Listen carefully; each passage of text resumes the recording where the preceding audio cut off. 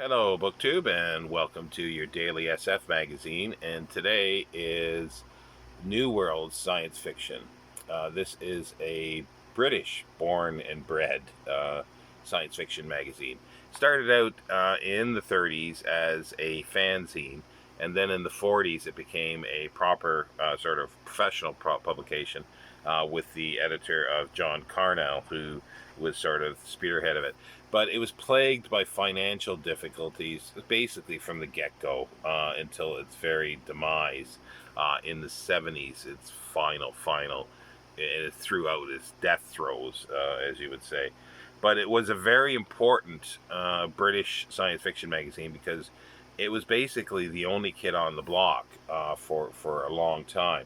And it published new authors, British authors, as well as American authors. John Carnell, as I say, headed this up. Uh, he he sort of gave over the reins of the uh, editorship to Michael Moorcock in 1964, but at that time it was dying, and it promptly died in many ways. But authors like Brian Aldiss, J.B. Priestley, Kingsley Amis sort of came to the rescue, and other authors, and sort of lobbied the Arts Council and got money for it to continue. Now, from that point, when Michael Moorcock took over, that changed science fiction across the board.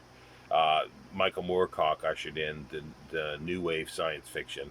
It was having rumbles, throughout for the last decade and a half, but he really pushed this, and it just took science fiction in a different way, more on a speculative aspect, with lots of things like drugs, mental issues, some things that wouldn't have been considered strictly science fiction before that. And he just sort of out with the old and in with the new. And there was lots of sex as well in the writings.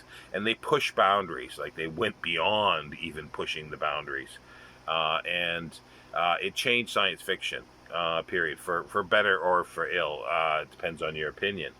But in this issue, this was still edited by John Carnell. And I like about it because I've never actually seen these until like literally recently.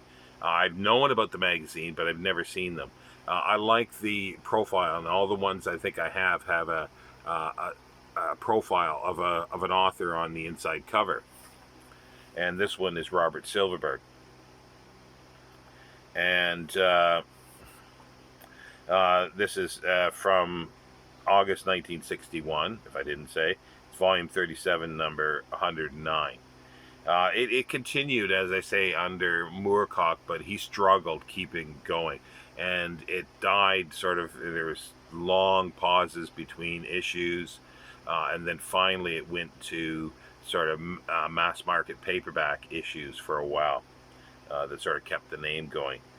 But the novelette in here is Goodbye, Dr. Gabrielle, John Rackham. That was a pseudonym for an author, Philippont, or something like that.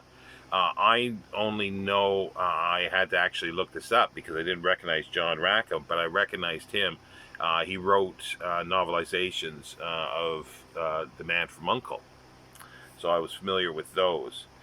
Short story, Robert Silverberg, Company Store. He's highlighted there. A Ship of Heaven, Mike Davies. Again, an author I think that sort of came and went. John Brunner, Put Down the Earth. It's the conclusion of a serial. And then there's an article, Bigger Birds, Kenneth Johns, the editorial, John Carnell, and book reviews by Leslie Flood. Now, this mostly talks about, I had to scan through it, about Golan's yellow jackets, and saying that there isn't that much coming out, and it's mostly British based. It's an interesting magazine, and I'm sort of really interested in delving into this more.